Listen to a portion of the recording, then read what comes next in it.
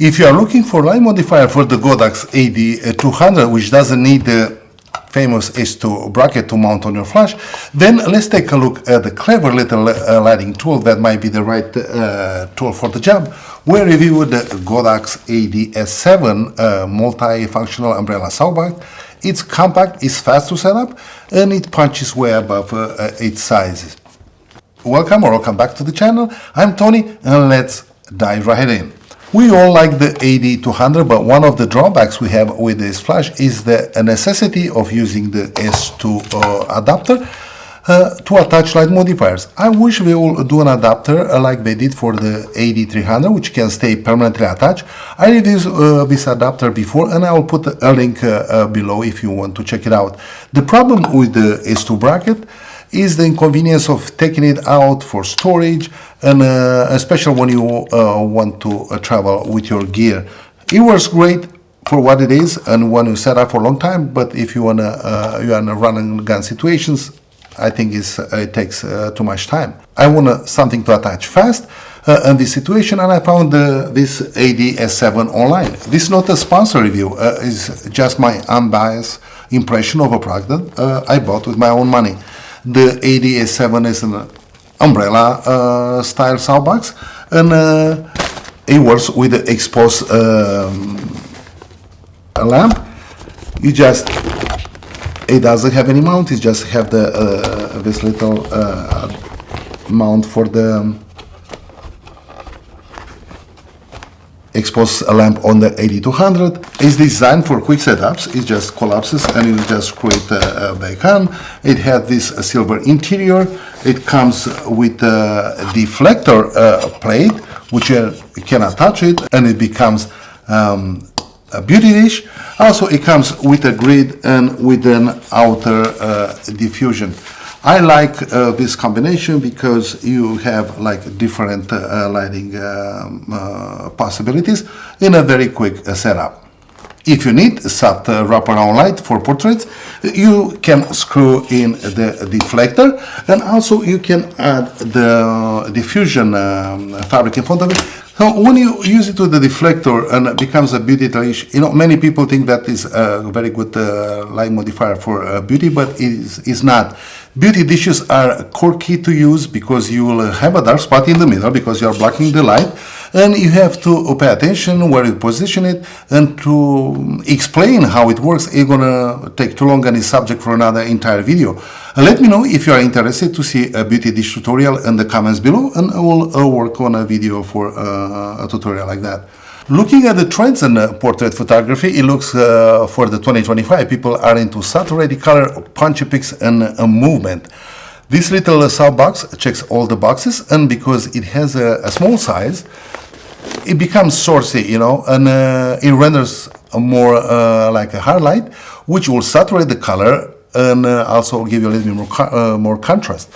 The best use of this light is outdoors, where you have the ambient light as fill, and you can use your flash with the softbox as a main light just to enhance the existing light. We took this modifier with the AD200 to the beach to have a fun photo shoot with Lydia, and we are not disappointed on what we got. So we are out on the beach, the wind is crazy, but we have the little modifiers and the AD200 to take some pictures with Lydia. I think it works really good. I like the how we can enhance the natural light here, and I'm shooting at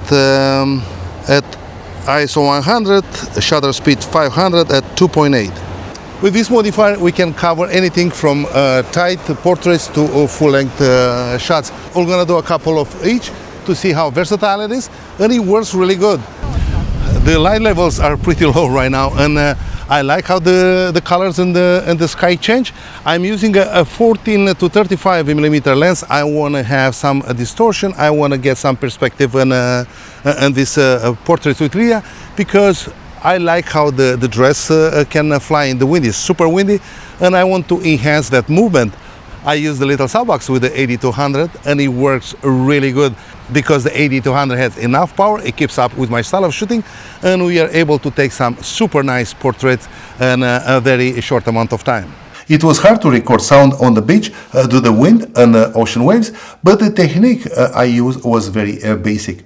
I establish the ambient exposure, I dial in the flash output to balance it with the ambient light, and I place it from the same direction where the natural light was coming, just to a little bit more in front of the subjects to have more kind of like a wraparound light on my subject face.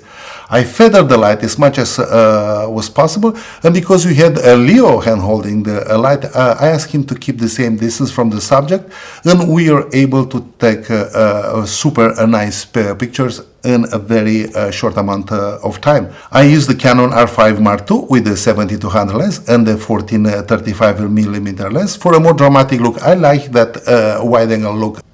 The AD200 and the AD7 combo works pretty good in a situation like this. Will not replace a big softbox when you need soft light, but now when many clients want lots of pics for social media, you can deliver nice punchy images with a very minimal setup, but still retain nice professional look. I am not an event photographer, but many times I have clients on set who want fast, like some quick snapshots. And because you have a camera, everybody is expecting you to have nice professional pictures all the time.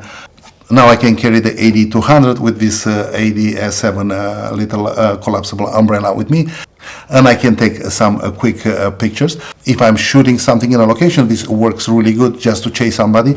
And if you have another person holding it, it works even better because you can change the locations super fast. And if the time is the essence, this works the best. Instead of having a stand, you have another person holding the light, and you just can move around and maximize a number of images you take in a very short amount of time. As you can see from these pictures I took with Lydia, the colors look really good with these little light modifiers. It becomes very punchy, was easy to move around to take these pictures, and also the light is really nice and pleasant. The AD200 flash works really good because it has enough power to overpower the ambient. And just with this handheld setup, you can get super nice pictures. But you have to pay attention, to keep the direction of the light consistent. And if you guys have any questions about this photo shoot, please comment below, and I'll get back to you right away. I hope you guys enjoyed this video. Please check out my channel for more lighting tutorials and gear reviews. Don't forget to like and subscribe, and I'll see you next time.